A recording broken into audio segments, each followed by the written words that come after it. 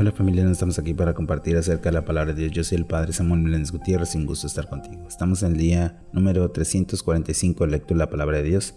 En este día vamos a compartir del libro de los Hechos de los Apóstoles, capítulo 24, la carta a los Gálatas, capítulo 1 al 3, y el libro de los Proverbios, capítulo 29, versículos del 12 al 14. Vamos a preparar nuestra sala de escritura para continuar la lectura de la palabra de Dios. También vamos a preparar nuestro corazón, en el nombre del Padre, y del Hijo, y del Espíritu Santo. Amén. Del libro de los Hechos de los Apóstoles, capítulo 24. Proceso ante Félix.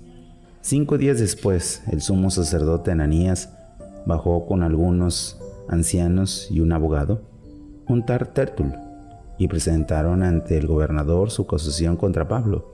Cuando se hizo comparecer el acusado, Tértulo comenzó su acusación diciendo: la gran paz de que disfrutamos gracias a ti y a los beneficios de su acertada administración en favor de este pueblo en todo tiempo y lugar, lo recibimos, excelentísimo Félix, con suma gratitud, pero para no cansarte demasiado, te ruego que me escuches por un momento con tu benevolencia que te caracteriza.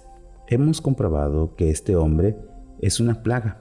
Anda promoviendo motines entre los judíos de todo el mundo y es un jefe de secta de los nazarenos. Hasta ha intentado profanar el templo y por eso lo hemos apresado. Tú mismo puedes interrogarlo y comprobar todas nuestras acusaciones. Los judíos insistieron diciendo que, en efecto, era así. Cuando el gobernador le pidió permiso para hablar, Pablo dijo: sabiendo que desde hace muchos años eres administrador de la justicia en esta nación, haré con toda confianza mi defensa. Tú mismo puedes averiguar que no han pasado más de 12 días desde que subí a Jerusalén por motivos religiosos y que ni en el templo, ni en las sinagogas, ni en la ciudad me he encontrado discutiendo con nadie o provocando tumultos entre la gente. Tampoco puedo probarte las cosas que ahora me acusan. Te confieso, sin embargo, que siguiendo el camino cristiano que ellos llaman secta, sirvo al Dios de nuestros antepasados, creyendo en todo lo que está escrito en la ley y en los profetas, y teniendo en Dios la esperanza como también estos mismos la tienen, y de que tanto lo bueno como los malos resucitarán. Por ello, yo también me esfuerzo para tener una conciencia limpia ante Dios y ante los hombres. Al cabo de muchos años vine a mi nación para traer limosnas y ofrecer sacrificios. Fue entonces cuando me encontré en el templo, después de mi purificación, sin que organizara manifestaciones ni provocara motines. Fueron unos judíos de la provincia de Asia. Ellos deberían presentarse ahora ante ti y acúseme si es que tienen algo contra mí. Si no, que digan estos mismos que delito encontraron en mí cuando comparecía ante el consejo de los ancianos. El único motivo en que afirmé ante ellos, por creer en la resurrección de los muertos, me juzgan hoy ante ustedes. Félix, que estaba bastante bien informado acerca del camino cristiano, le dijo: cuando bajé de el comandante Lisias, decidiré sobre este asunto. Y mandó al oficial que custodiaran a Pablo, dejándolo cierta libertad y permitiendo que alguno de sus suyos lo asistiera. Permanencia en Cesarea. Unos días después se presentó Félix con su mujer Drusila, que era judía. Llamó a Pablo y escuchó sus palabras sobre la fe en Cristo Jesús. Pero cuando empezó a hablar de justicia, de continencia y de juicio futuro, Félix, lleno de miedo, le dijo: por ahora vete, en otra ocasión te llamaré. Aunque la verdad es que tenía la esperanza de que Pablo le diera dinero, y por eso lo llamaba a menudo para conversar con él, al cabo de 2 años, a Félix le sucedió que en el cargo Poncio Festo, y tratando de ganarse a los judíos, dejó a Pablo en prisión. Palabra de Dios. Te alabamos, Señor. Ahora estamos escuchando en este capítulo 24 de los Hechos de los Apóstoles, pues ya cómo es que Pablo ha sido juzgado y sobre todo está en prisión, pero cómo él sigue manteniendo esa firmeza de la fe y sobre todo de la fortaleza en la gracia para poder cumplir con la misión. Él sigue estando firme especialmente con mucha fe. Meditemos cómo es que nosotros nos mantenemos firmes y en la fe cuando tenemos una dificultad.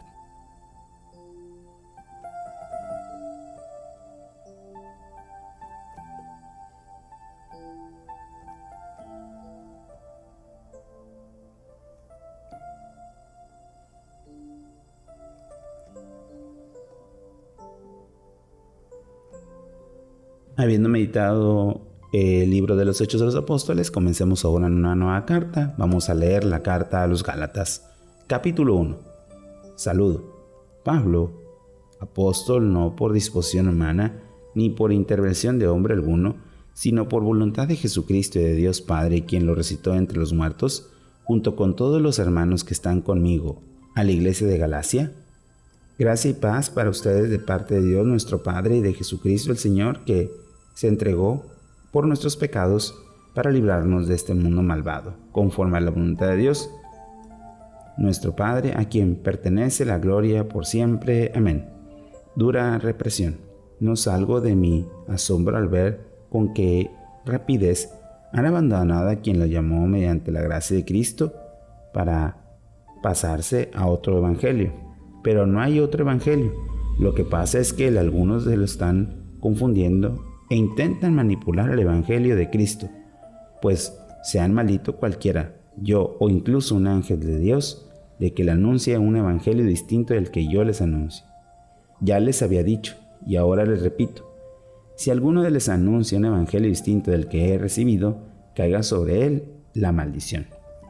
Porque, vamos a ver, ¿y busco yo ahora el favor de los hombres o el de Dios? ¿Trato acaso de agradar a los hombres? Si todavía tratara de agradar a los hombres, no sería siervo de Cristo.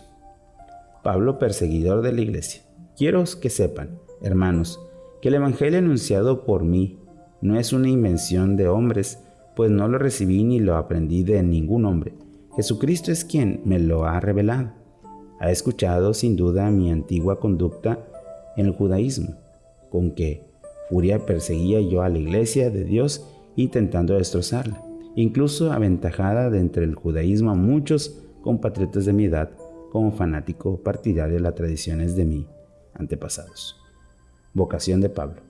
Pero cuando Dios, que me eligió desde el seno de mi madre y me llamó por pura bondad, se complació en revelarme a su Hijo y en hacerme su mensajero entre los paganos, inmediatamente, sin consultar a hombre alguno, y sin subir a Jerusalén para ver a quién era apóstol antes que yo, me dirigí a Arabia y de nuevo regresé a Damasco. Primer viaje de Pablo, cristiano, a Jerusalén. Luego, después de los 3 años, subí a Jerusalén para conocer a Pedro y permanecí junto a él 15 días. No vi ningún otro apóstol, fuera de Santiago, el hermano del Señor, de que éste le escribió. Dios es testigo que no miento. Fui después a la región de Siria y Cilicia, pero entonces la iglesia cristiana de Judea no me conocía aún personalmente.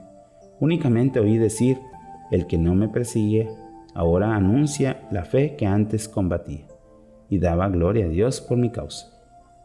Capítulo 2. Segundo viaje a Jerusalén. Pasado 14 años, subí otra vez a Jerusalén junto con Bernabé, llevado también conmigo a Tito.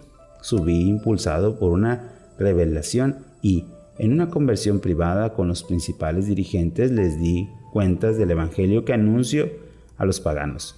No sea que tanto entonces como ahora me estuviera esforzando inútilmente. Pues bien, ni siquiera Tito, mi acompañante, que era de origen pagano, fue obligado a circuncidarse. El problema lo crearon esos intrusos, esos falsos hermanos infiltrados para coaccionar la libertad que Cristo nos ha concedido y convertido en esclavos.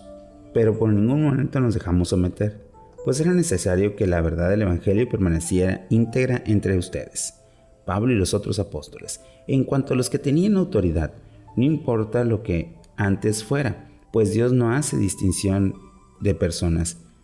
Ninguna otra cosa me impusieron. Al contrario, vieron que a mí se me ha confiado la evangelización de los paganos, lo mismo que a Pedro de los judíos, ya que el mismo Dios que constituyó a Pedro apóstol de los judíos, me constituye a mí apóstol de los paganos, reconociendo pues la misión que me había confiado Santiago, Pedro y Juan, considerados columnas de la iglesia, nos dieron la mano a Bernabé y a mí en la señal de comunión. Nosotros evangelizaremos a los paganos y ellos a los judíos. Tan solo nos pidieran que nos acordáramos de los pobres, cosa que yo he procurado cumplir con gran empeño. Enfrentamiento con Pedro en Antioquía. Pero cuando Pedro llegó a Antioquía, tuve que enfrentarme abiertamente con él a causa de su conducta inadecuada. En efecto, Pedro comía con la del origen pagano antes de que viniera alguno de la parte de Santiago, pero cuando estos llegaron, Pedro comenzó a distanciarse y se apartó de los paganos por miedo de los partidarios de la circuncisión. Los demás judíos le imitaron con esta actitud de fingimiento, y es el mismo Bernabé se dejó arrastrar por ella.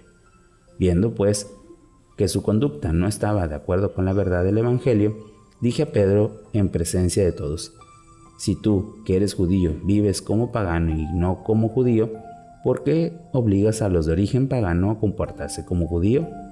Pablo sintetiza su mensaje: nosotros somos judíos de nacimiento y no pecadores venidos del paganismo.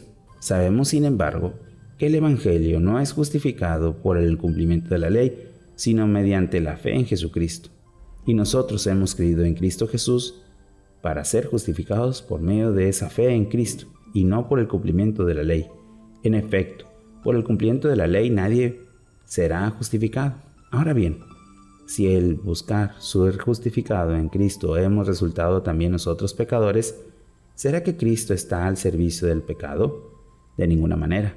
Pero si ahora edifico de nuevo la que antes destruí, estoy mostrando que entonces fui culpable. Sin embargo, la misma ley me ha llevado a romper con la ley a fin de vivir para Dios. Estoy crucificado con Cristo, y ya no vivo yo, sino que es Cristo que vive en mí. Ahora, en mi vida terrena, vivo creyendo en el Hijo de Dios que me amó y se entregó por mí. No quiero hacer estéril la gracia de Dios, pero si la justificación nos llega por la ley, entonces Cristo había muerto en vano. Capítulo 3.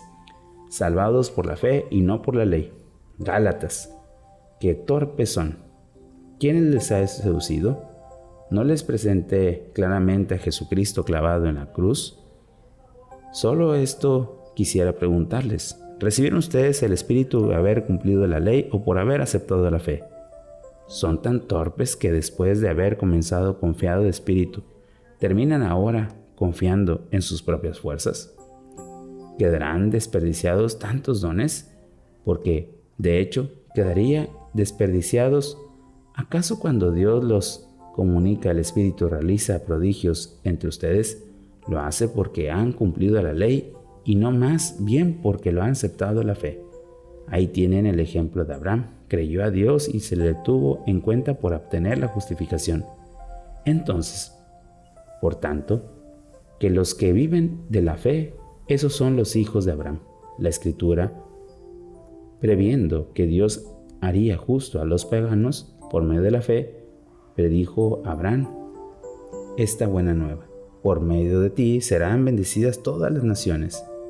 Por tanto, los que viven de la fe reciben la bendición junto con Abraham, el creyente. En cambio, los que viven preocupados por el cumplimiento de la ley caen bajo una maldición, pues dice la Escritura: maldito todo el que no persevere en el cumplimiento de cuanto está escrito en el libro de la ley.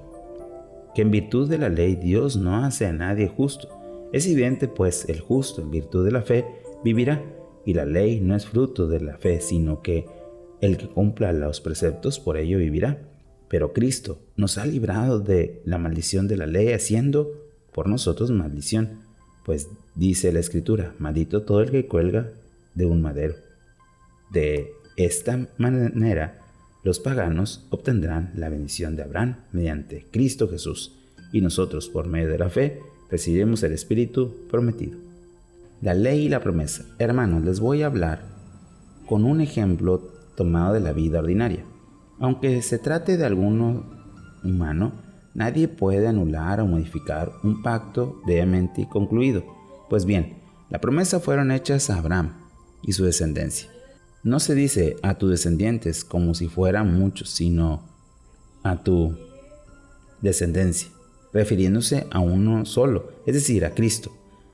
Y digo yo lo siguiente: un pacto debidamente confirmado por Dios no puede ser anulado por una ley dada 430 años después, invaliendo así la promesa, pues si la herencia dependiera de la ley, ya no dependería de la promesa. En cuanto a Abraham, Dios le concedió la herencia gratuita por medio de una promesa.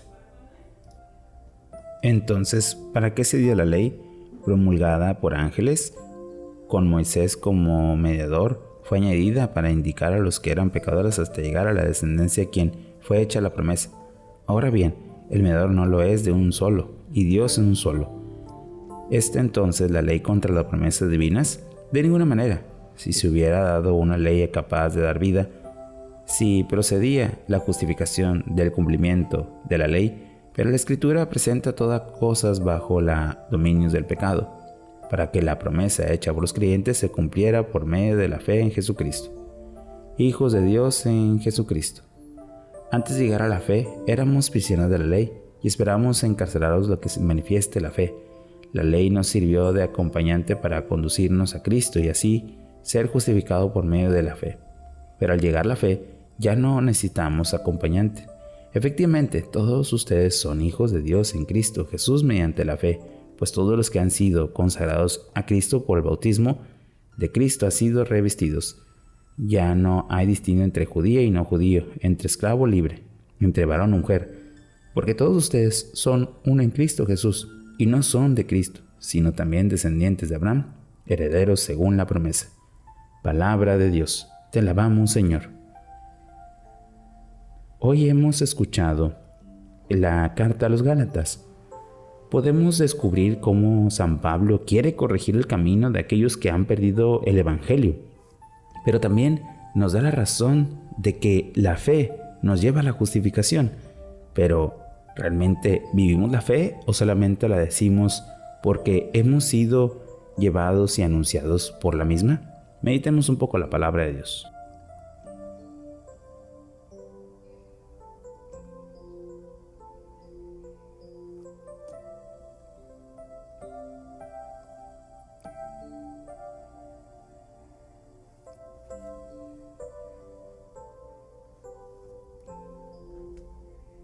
Habiendo meditado la carta a los Gálatas, pasemos ahora al libro de los Proverbios, capítulo 29, versículos del 12 al 14. Un gobernante que da crédito a calumnias pensará que son malvados todos sus sirvientes.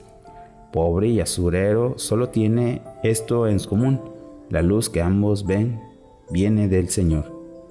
Rey que juzga con justicia a los pobres consolida su trono para siempre. Palabra de Dios. Te alabamos, Señor. Oración final. Señor, aumenta nuestra fe para que podamos seguir dando testimonio de ti, especialmente que en nuestras dificultades el Espíritu Santo ilumine nuestras mentes y nuestros corazones para tener la fortaleza suficiente en nuestras vidas. Tú que vives y reinas por los siglos de los siglos. Amén. Bueno, familia, hemos tenido un día más de lectura de la palabra, esperando que podamos ir perseverando y todo viviendo esta gran experiencia. Que tengas un bonito día y una fantástica semana. Bendiciones.